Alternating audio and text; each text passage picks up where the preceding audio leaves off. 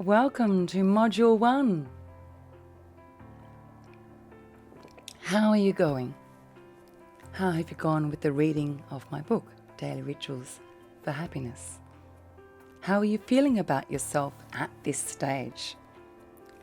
Are you patting yourself on the back? Remember, it's about gentle little steps, step by step by step. The homework from last time: write in your journal, write about what you find comforting and the values related to what you find comforting. Remember that a comforting experience is not only about the material side of it. It's my comfy slippers, I love them. It's not just about the thing.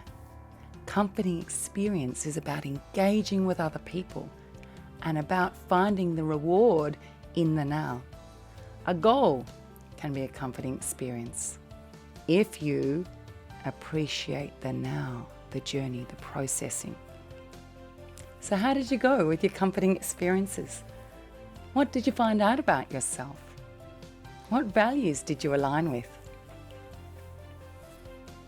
This is about getting to know yourself, and this course is about change, changing the way you look at happiness.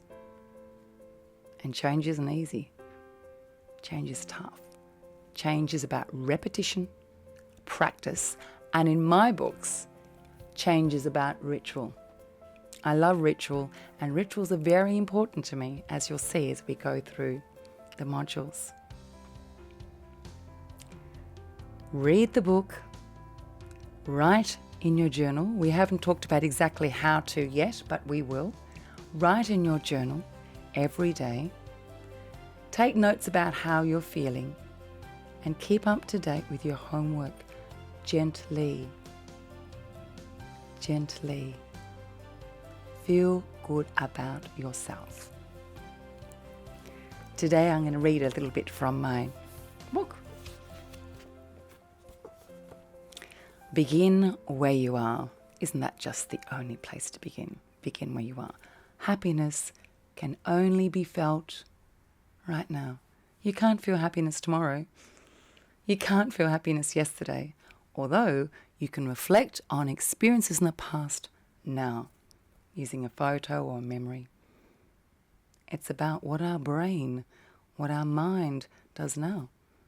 How do we perceive things? Our brain is so amazing. We can change the way we feel by training our brain. But it requires practice. Begin where you are. It's not the journey towards a happy self. The journey is being a happy self. As a child, I was lovingly nicknamed the what if girl by my parents because I was always wondering what may or may not happen and what I would do about it if it did. I ruminated endlessly over all the possible eventualities that could occur. In my head, I was perpetually living in the future, and somehow life appeared to be a whole lot better there than it was in my present. Don't you do that? I know I did. I work very hard now not to do that. Every day I start again, living with the person I am today, because every day we're different. Every day we need to practice happiness for the person we are today. I believe that when I bought a house, when I found my dream job, and when I had just enough money, my life would be, voila, complete. Finally, I could tick the happiness box. Case closed. The story would end and I would live happily ever after. I know differently now. After my marriage ended, one of the first important lessons I learned about happiness was not to wait to be rescued. Do you ever wait to be rescued? I think I still do now. I think it's really bred into us to want to be saved, to want all our troubles to be whisked away from us with a valiant person on a white horse. It's not what life's about. And if it was, wouldn't that be terrible that our happiness is in someone else's control? We have to control it Because if we don't control it, we have no control over the experiences of our life. I knew I could not just sit around hoping for some quick fix or gimmick to solve my problems. I also realised that I had to stop being the what-if girl who lived in the future, in future possibility. Instead, I had to live my real experience and learn to become the begin where you are now person. I needed to stop expecting anything or anyone to hand me happiness on a plate. In my watershed moment of realisation, when I watched my beautiful boys holding hands and standing knee-deep in the ocean, it became so clear to me, so clear, that happiness is a feel-it-now experience. One I could choose.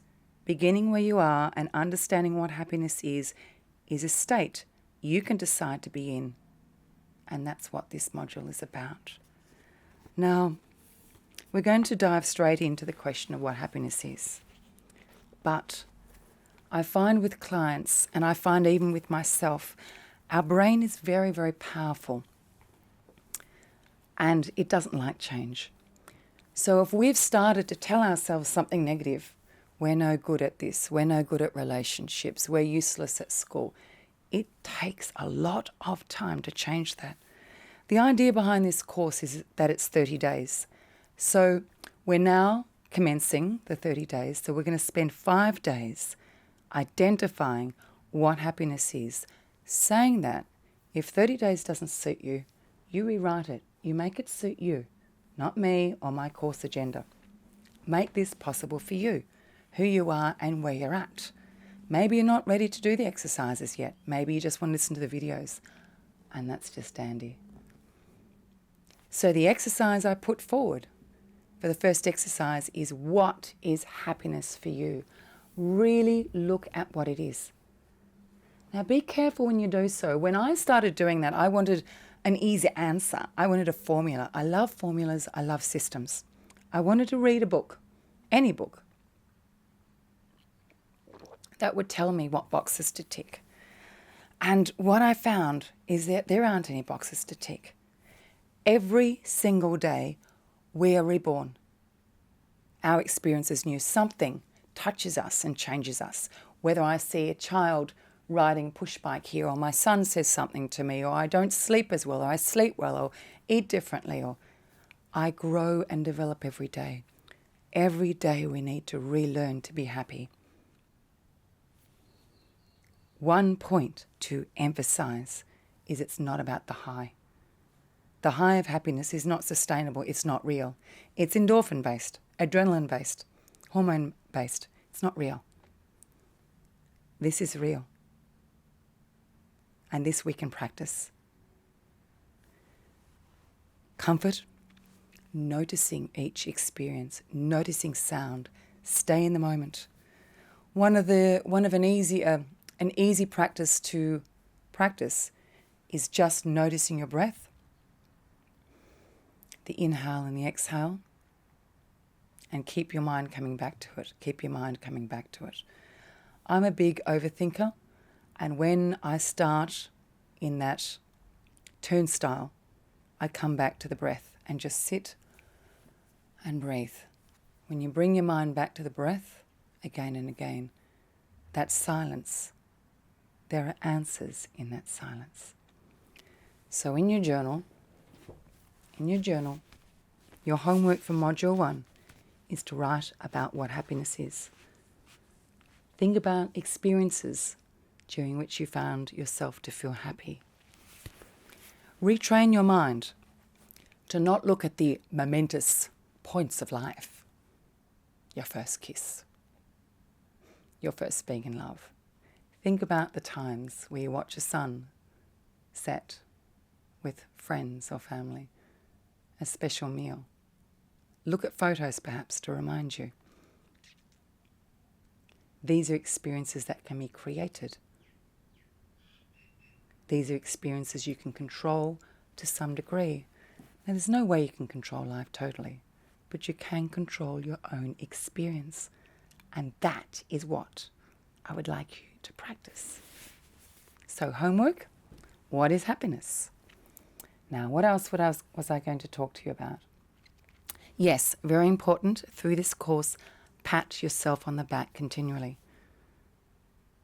I don't want you to rely on the reassurance of others. That's a really big point to me. Pat yourself on the back. Notice your steps forward and be realistic about your steps back, if there are any steps back. As the chapter is headed, begin where you are. There is no perfect time to start to feel happy, and often it's when the chips are down that we think, enough is enough. I'm going to be happy with what I have. Life is never going to deal you a perfect deck of cards. You need to create it yourself.